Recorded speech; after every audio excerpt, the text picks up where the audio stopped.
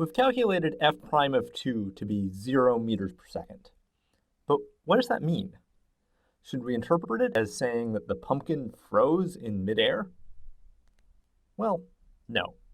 We know that pumpkins don't behave like that. Freezing in midair would require the velocity of the pumpkin to be 0 over a period of time. But what we have is a derivative. That's an instantaneous velocity. So it's a velocity only at the instant t equals 2 seconds.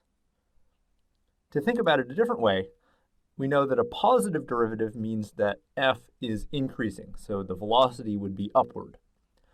A negative derivative means that the velocity would be downward.